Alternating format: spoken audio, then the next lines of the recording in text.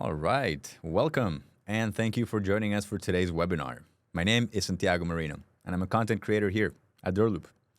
I see some people are still joining, so while they do that, I want to remind you that this webinar will be recorded. So if you want to watch it again or share it with a friend, you'll be able to do that by going on our website, doorloop.com/webinars.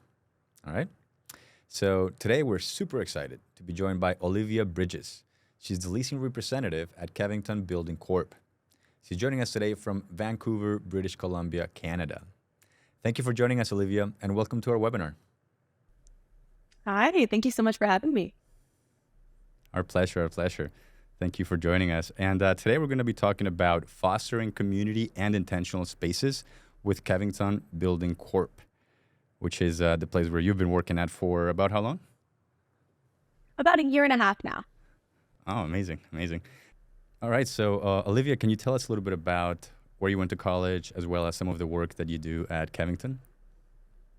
I certainly can. So I'm originally from New York City. I graduated from Macaulay Honors College in Manhattan, New York.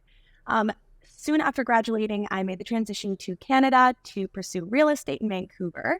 And I very quickly discovered that I really loved the leasing aspect of property management after I began working with individual property owners and third-party property management.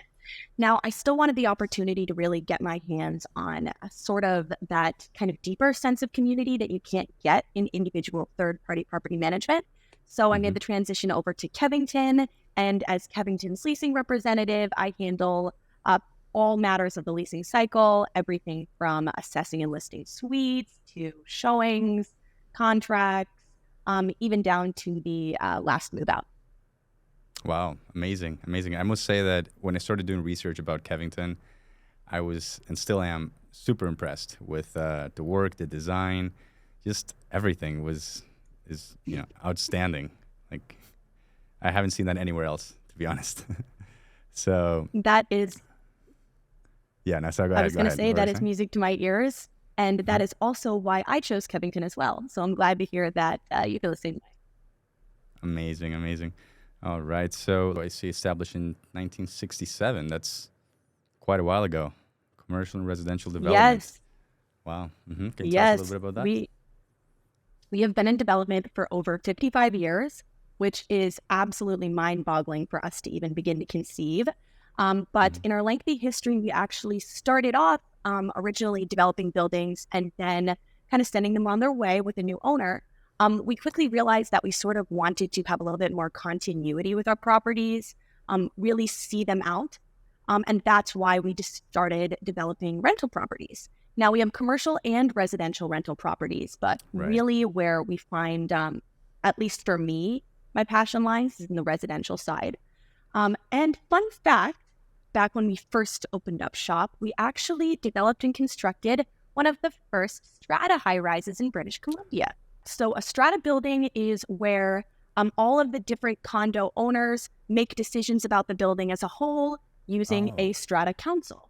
So instead of it being a community of renters, it's sort of a community of owners.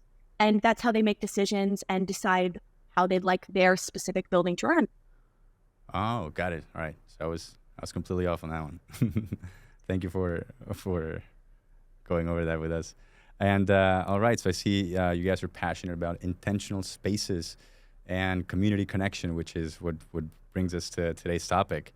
Can you tell us a little bit about like how Kevington got started with that? Was it from the beginning that you were into intentional spaces and community connection, or is that something that kind of developed over time? Great question.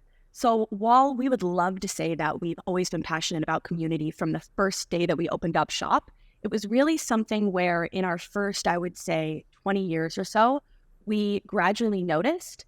So for any folks who are listening from outside of Vancouver or outside of Canada even, BC is known, at least nowadays, and Vancouver especially, for being a little bit isolated. You know, it can be a little bit harder to kind of branch out and kind of make connections with the people around you. I can't pretend to know why that is. But what I will say is that when we started noticing that trend in, I would say, 80s, 90s, we began developing properties that began considering how to connect people as one of the main sort of drivers of the design. So, that looks like a lot of different things depending on what specific even neighborhood the building is situated in, what style of building that is. So it really does depend on which specific one we're speaking about. But the main ideas behind kind of intentional building are how do you connect people with their workplace? How do you connect people with great food? How do you connect people with nature? Even though, technically speaking, they are living in, a concrete or wood building. You were mentioning about a latest project that combined commercial and residential, right? Oh, yes. Okay. All right. So something that's really important to the key idea of what an intentional community is connecting people with their workplace, where they want to eat, where they want to, or even run their errands, just making sure that loop is closed. And our newest residential development in Burquitlam is a great example of that. We were able to use the ground floor commercial spaces almost as a sort of amenity for the folks in the building. There's a cafe that can be accessed through the lobby. People are able to commute very easily to work from the Burquitlam SkyTrain station. So creating spaces where you really feel like it has all of your needs in one place is really key to intentional building. That's what sort of makes you feel like you're not all on your own living like an island. Got it. Awesome. So let's see. I see we have some images here showing a little bit of what you guys are all about. And amazing. Let's go over a little bit more details here. So you mentioned, commercial buildings in Vancouver. Coquitlam, is that how you pronounce that? Coquitlam? Yes, Coquitlam. Coquitlam, sorry. Thank you. And North Vancouver. Amazing. So inspire people. So I noticed that you guys build a lot of like community areas for people to like hang out, and even like in the commercial part of it, that's like a big thing, right? Like the patios, I think, was a big thing that I noticed. Yes, right. Absolutely. So in North Vancouver in particular, we have a very cool commercial building that we call Edgemont Commons. Now, Edgemont Commons is fantastic because actually on the second level, we have something that we call the orchard, and it's got real flowering fruit trees, lots of seating areas. And fun fact, actually, before coming to Kevington, I actually used to work across the street in property management, and I would always look over at that wonderful little seating area and hear my coworkers talk about eating lunch there and how fantastic it was because they'd mingle with other people in the neighborhood. And sure enough, it happened to be the common area for Edgemont Commons. So it really is important that you build spaces where people actually want to be there beyond just being at work or beyond just sleeping. Another example of this is in our Coquitlam building, the U. We have everything from a music room to an 11th floor patio, a 15th floor patio, lots of hosting spaces, a giant custom Scrabble board. We even have a wine library. But little decisions like that really make people feel like their residential building is working for them. Wow, that's amazing. You mentioned music room? Yes. And what is that? Like, what do you put in? I have an excellent story about this, actually. So our music room, we actually supply 3 electric guitars for, as well as an acoustic one for, when you're feeling your feelings. And it's a space where you can jam out and feel like you don't need to bother your neighbors or anything like that. Because that's also part of community, is making sure that you build in a way where, you're able to live harmoniously. But in any case, the fun story about the music room is that community even goes as far as reaching back to us. So when I was moving somebody in, I had mentioned during their initial showing that I also played guitar. And so when they moved in, we got to do a very fun jam sesh. And I still laugh whenever I see the resident around because I played Taylor Swift and he clearly did not know Taylor Swift. So in any case, those kind of memories also help build community, and it's really rewarding for us to see too. So everybody wins. Absolutely. Wow, that's brilliant. Like, of course, like instead of having neighbors complain about noise, just build a music room and have them go over there. Exactly. Brilliant. And then you also get to pick up a new hobby too. So it's pretty great. Wow, that's amazing. And then the wine library, I'm assuming it's a library with a wine cellar. Yes. So admittedly, when I joined the Kevington team, I did geek out about the wine library as a wine aficionado myself. The way it works is it truly is a library. When we were thinking about it, we noticed that a lot of what we are seeing, at least currently in sort of the community space in Canada, is that a lot of it is based on sort of more kind of concierge style services, i.e., let's say a wine cellar where you take wine and then a concierge replenishes it. But we wanted to Okay. create something where it was a little bit more community driven. So the wine library truly is a library. If you take a bottle of wine, we supply red, white, or rosé. All we ask is that you replace it with the same or similar bottle within 48 hours. It's sort of a nice way to kind of pop downstairs, greet your neighbors, grab a bottle of red wine, and then worry about it later or run off to a birthday. But we found Wow. that kind of creating that sense of accountability within the community has been really rewarding for people because they feel like they can trust their neighbor. That makes sense. I have a feeling that a lot of people are going to start calling Kevington right now, including myself. I hope so. Do you have anything? Do you have anything available? Wow, that sounds so amazing. Like, of course, how can you not build community when you have a place for people to play music, read books, share a bottle of wine or a glass of wine? That's brilliant.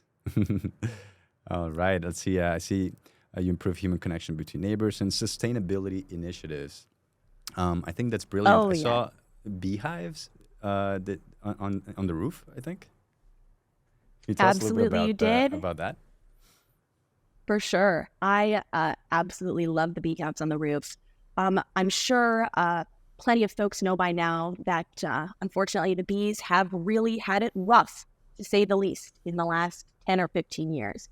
So Hmm. we have a team member who's quite passionate actually about horticulture and beekeeping. So he came to us with the idea of putting beehives on the roof. And one of the cool things about being a development company is that if somebody brings us an idea and we can make it work logistically, then we're happy Hmm. to do it. So we have bees on the roof of District Main, and then we're working on getting bees on the roof of our building also in Coquitlam, BU. And then something we recently did actually to connect online community with in-person community is we rolled out and announced something that we call bee tours, our first Oh. season of them because bees are seasonal. And we actually brought folks up to the roof to get to see what it really looks like. We had actual bee suits. And it was fantastic because people got to sign up online and coordinate everything and Wow. start planning for slots of their neighbors. Wow. Amazing. And what do you do with the honey? Do you? I mean, I'm Great assuming question. there's honey, right? There's honey involved. Yes, this is an excellent segue. We actually gave away the honey to our residents for a Wow. Christmas gift last year, along with a couple other fun goodies. And Wow. we just feel like it's really important to make people feel like even though they are living, like I said, in a building, they're not getting to live in the forest, they still feel connected to nature and community and Totally. sort of the fruits of their own labor. And I will say super quickly, we even go beyond beekeeping. We also Hmm. have a green roof in our development in North Vancouver. We also do an initiative with a local community organization to grow food for folks who are, hungry in the neighborhood. Wow. So it's really great to be involved in those kind of initiatives, just because it feels like you're giving back a little bit, and it feels like you're connecting the internal building community with the larger one around you. Wow, that's brilliant. And I think also having the vision, like the larger scale vision, because from what I understand, bees are one of the most important pollinators, for the ecosystem, for plants and for Oh everything. yeah, So it's like absolutely. it's just amazing, so cool. And what are some you mentioned that on the roof you plant food? What are some of those fruits or vegetables that you plant Yeah, or that and you grow? so in the greenhouses that we have in our properties, actually multiple, we plant everything from rhubarb. Recently, I've actually seen that we've had a decent season for our rhubarb. Keep your fingers crossed that they stay good by Mhm. the time we harvest them. We've also Wow. had some zucchinis finally sprout up, decently large as well. We Hmm. have some very talented landscapers on our team who managed to grow the most fantastic plants. But yes, mostly things like zucchinis, rhubarb, cherry tomatoes, sprouts, all that good stuff. Wow. Delicious. I'm hungry now. Me too. All right. Now, this part, I love it. When I was reading about your website, I mentioned that not only do you accept pets or they're welcome, but they're encouraged. And I think that's brilliant because I think it also goes hand in hand with community as well as, people feeling happy overall, right? Can you tell us a little Yeah, bit more about absolutely. like why they're encouraged? A little more details on that. For sure. So we felt like when we were considering what kind of rental communities you wanted to develop, sort of part of that, how do you build intentional community brainstorming session, we began thinking about pets and realized that they really are family. A lot of the folks on our team have pets. I myself have an asthmatic Siamese cat who is my pride and joy. Um, Oh yeah. and I can't imagine living somewhere and not having her be treated like a member of the family because she is. So Right. all of our properties are pet friendly. You can have 2 cats or 1 cat and 1 dog. You just can't have 2 dogs. Even though we love them, we find that they tend to riff off each other and it becomes a little bit of a doghouse, so to speak. Gotcha. However, we don't have restrictions on size of pets or things like that. And we've really found that the rental market in BC, particularly at least, is just very difficult for people who have, golden retrievers, things like that. And Right. I've personally never had an issue with a golden retriever, so I don't know Yeah. where some of the pet restrictions come from. True. But anyway, beyond that, it's also really important to consider how the pet fits into the community. It isn't just about allowing them to exist in the building. So in one of our buildings, we have something called the pet piazza, and that's a little patch of sort of turf where we even provide doggy bags and a hose so that your pet feels safe, whether they're doing their business or getting a couple laps in. And it feels like there's something that's actually for them where they're also welcomed. Nice. Wow. Amazing. All right. All right. Let's talk a little bit about some of your services. I see engaging environments for flourishing gardens, beehives. We already touched on that. And this one looks really interesting. Community parties. How often do you have those? Yes. So we actually do something called the mix at 2 of our buildings every single month. So some really fun themes that we've had for the mix are we did Summerfest this summer. So that was a music festival themed mixer for our event or for our residents. We've also done everything from waffle mixes to drink sessions where we gave out drinks with ice cream. We've done trivia nights, all sorts of creative things. But my favorite are the breakfast theme ones. I will say I'm a breakfast girl myself. Anyway, community events are a great way for residents to feel like if they want to get to know their neighbors, if they want to sort of lean into that dynamic where you feel like you can ask for a cup of sugar from the person who lives next to you, then they can Hmm. come on down. They can stop by. It's not like they have to be there for the full event, but they're able to just get to know some people and mingle with our team also as well. Wow. That's brilliant because here, like in Florida, where I'm at and where I've been for a few years, I realized that I only get to meet my neighbors like every time there's a hurricane and we all run out of electricity and and we step out and we're like, "Oh, hi, nice to meet you." So it's so nice that you actually have this. You don't have to wait for a hurricane to connect with your community and your neighbors. That's awesome. Exactly. I will say I don't get to live in a Kevington building. I wish I did. But Mhm. recently, I only got to meet my neighbors after living in my current building for about 3 years. And it was only because the elevator was slow that day. Of So course. I definitely wish I had the chance to go to some more events as well. Right, right. Yeah, no, that's why I think this is so like such a visionary way to do things because, you know, human connection is essential and I think and especially like with your Oh, neighbors, yeah. the people that live right next to you. Amazing. All right, so let's talk a little bit about DoorLoop and can you tell us about what are some of your favorite features or what are some of DoorLoop's tools that help you guys the most or that you use the most? Absolutely. So to kind of paint a little bit of a picture, we originally began looking for something like DoorLoop just because we felt like, obviously CRM software, that customer relationship management is key in any residential or even commercial leasing situation. You need to know who lives in your building and you need to be able to make sure that you have all of their information organized and in one place. However, we did feel like a lot of the existing software at the time that we were looking at wasn't really comprehensive. It was a little bit Hmm. disjointed. So you'd use one platform for one thing, and then you'd go to another for contracts.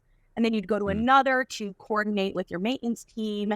And so you'd be going into a bunch of different places, and it would just be a lot of sort of manual shifting over of information.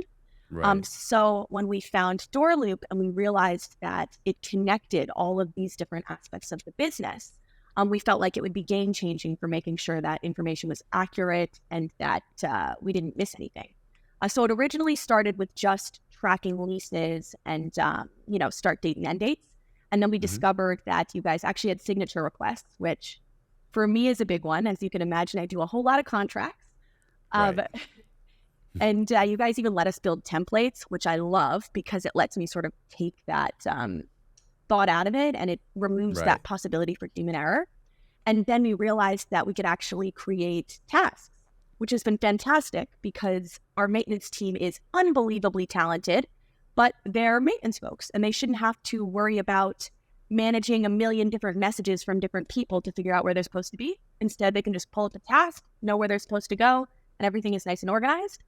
And then it even began expanding to things like communication between departments. We actually use tasks to also update different folks in different sectors about what's going on with, say, a given suite.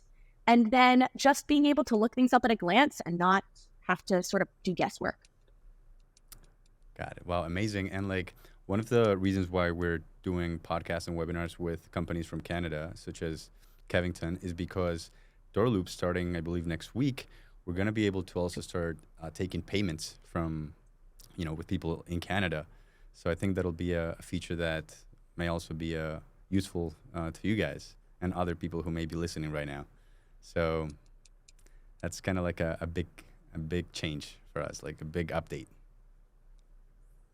Yep, we are unbelievably excited. I will say that we usually do wait with bated breath on all of DoorLoop's updates because they're so useful. Like recently, actually, we discovered that you guys have a fantastic tenant insurance section. So it even makes things like audits and just even the aspects of the business that you wouldn't really think about on the day-to-day really smooth and seamless. So whenever you guys are rolling out, please let us know about it because we're happy to jump right on board. Oh, absolutely. We sure will. All right.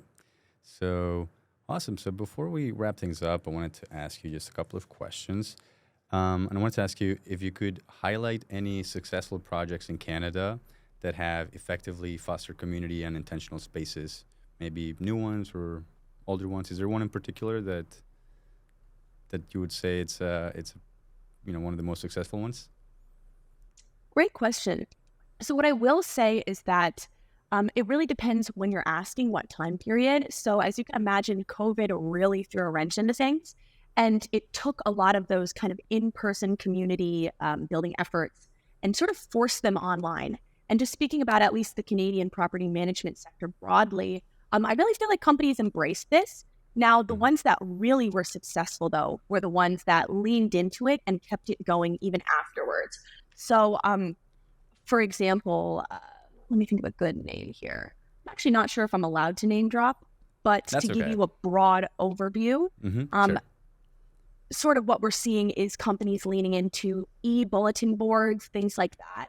Even though it doesn't seem like a big thing, getting a community that's respectful and comfortable conversing with each other online on a sort of bulletin board thread-like space is a great way for people to begin piecing together familiar names and finding common interests, or even just inviting people out to do different things.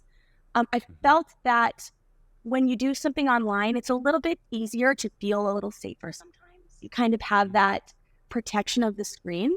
So if you make a post in an online bulletin board with your other residents and you say something like, hey there, I'm really passionate about biking or flying my small plane. I've seen things like that before. Does anybody want to come with me? You're able to put that out there and not have that same face-to-face fear of, oh, will they not be open to it? Or maybe not be so passionate about that like I am. I just like that it makes people feel a little bit braver in that sense. But I wouldn't necessarily call that a specific initiative. That's more a broad transition that I feel like in Canada, at least, companies have leaned into. And it's been great. Gotcha. I was thinking that what I would do is basically throw a party and invite everyone. That way I wouldn't get any complaints. That's actually very smart. I will say that is not unheard of. And we actually don't allow any of our spaces to be reserved privately. So we've actually found that it's fostered this sort of sense of responsibility amongst residents. Well, they'll actually give each other a heads up and say, hey there, I'll be doing my bridal shower on the 15th floor on A, B, and C date. Anyone else is welcome to pop by if they're going to be doing something at that time. But just to let you know, I'll have a bunch of guests up there. And then people can sort of plan around that. If you don't have that online community, then it can be really hard to have a harmonious in-person community. As you can imagine, if you're throwing a bridal shower and somebody comes up also wanting to do a birthday party at the same time, you might have some very unhappy guests. Yeah. Also, parking might be an issue, maybe. I don't know. Or maybe it'll help people plan ahead, right? They're like, oh. Exactly. Let's say they want to use like a patio or somewhere where all the residents can use, but if I know that there's something going on that day, I can reschedule and kind of work it out. So yeah, communication, I guess it makes things flow a lot easier. Awesome. I wanted to ask you, in general, it doesn't have to be a perfect answer, but how would you define an intentional space, and what role does it play in building a sense of community? Great question. So I would define an intentional space as more than just four walls, more than just a roof or flooring. It's about a space that is thought through from not only start to finish, but about how you use and live in the space. So a great example is we actually have movable kitchen islands at one of our buildings. And those kitchen islands, even though it's small, have a built-in breakfast bar on one side. So that's supposed to foster cooking and serving, where the person who is the chef is also getting to converse with their guests. Little small choices like that really do accumulate and become that bigger picture intentional building that we're striving to develop. It's everything from, like I said earlier, making sure that you have convenient access to work. So that comes down to choosing a good location, making sure that you choose good building materials, all of that stuff. And for us, it's really important because all of our buildings are rentals. So we really find that we're caring for them from now indefinitely. Got it. Amazing. Awesome. Another question, like, what are some of the ways in which you think that individuals and organizations could contribute to fostering community and creating intentional spaces? How could they get started? Good question. So the first way to start is to think about who is most prepared or comfortable building that sort of rapport with the residents.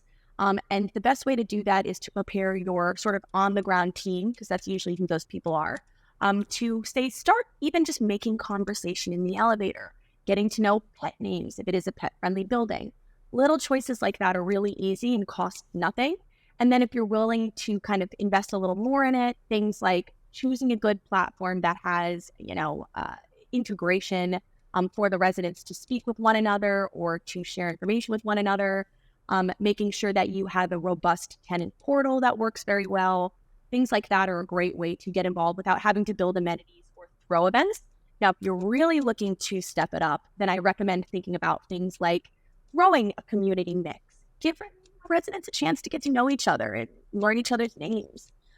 Things like, if you do throw an event, make sure that there's a couple things to do during the event where people aren't just forced to mingle. Maybe an activity or two. One thing that we did that was pretty easy was having residents make their own beeswax wraps on Earth Day. Things like that, so that you're doing something with your hands while you chat. Wow, amazing. All right, I think that it's about it. Just one last question. Are there any specific cultural or like regional factors that influence your approach to fostering community and intentional spaces? Absolutely. So again, just speaking from the perspective of a New Yorker, I will say that when I first came to Vancouver, I was a little bit surprised because in New York, sometimes you'll be sitting in a subway car and you'll start talking to the person across from you and somebody will start dancing and then everybody's laughing and talking. In Vancouver, people, I would say, are a little bit more, you wait a beat and you assess the situation and then you'll step in and make conversation. So that sort of informed our decision to make sure that there is an activity at all of the events that we do. something so that people feel like if they aren't the bravest at striking up conversation, they have something that can sort of bridge that gap for them, and then conversation naturally starts. Nobody has to be the extroverted one. We don't want anybody at any of our buildings feeling like they have to put themselves out of their comfort zone to find community. It should be comfortable. It should be easy and intuitive. Mm-hmm. Gotcha. Thank you very much. Is there anything that I might have left out, or any closing thoughts, anything you would like to share? Let me think here. Honestly, I think you've done a fantastic job of rolling the punches, and have actually shared some interesting feedback for us in terms of community, especially coming from a Florida perspective. We see things, I think, in a very Canadian sort of way, and it's always interesting to hear other people from other places share their experiences where they live. What I will say is, as a final takeaway, we really do hope to see more and more companies get on board with this. Whether it's small little choices that a company makes or really big ones, it's just fantastic to see that people are thinking about their residents and understanding that you really do have a serious responsibility when you provide housing, and that it's a huge part of somebody's life. Spend most of your time at home. So we're just glad to be in the business and working towards continually improving. Wow, no, absolutely. I think you guys are a great example to follow. I'm sure anyone, if we have any developers watching or anyone in the industry, they'll definitely, I'm pretty sure they're going to be, taking some of the things that you guys do and applying them, hopefully getting some bees, getting a wine library. Some pets. Throwing some pets. Amazing. Thank you so much. And what would be the best way for people to reach out to you or to Kevington in general? The best way to get in touch with us is to visit our website, www.kevingtonbuilding.com. We have a pretty neat contact list so we can keep folks involved of any cool things we're doing or even just openings. You're a renter in BC. And then you're always welcome to reach out to us at our office line, 604-736-4613, extension 5 if you want to reach me. Oh, amazing. Awesome. Well, thank you very much, Olivia. I really appreciate you taking the time to join us today for today's webinar. I know I learned a lot, and I kind of want to move to Vancouver now. Well, there is a rental with your name on it whenever you're ready to come by, Santiago. You've been lovely. Oh, thank you so much. I was there once. I went to Whistler skiing, and Vancouver I thought was beautiful city and super developed, and now learning about your buildings, I'm like, wow, they're in 2023. Like other places are not doing the things that you are doing. So I think you guys are a great example for pretty much the entire planet.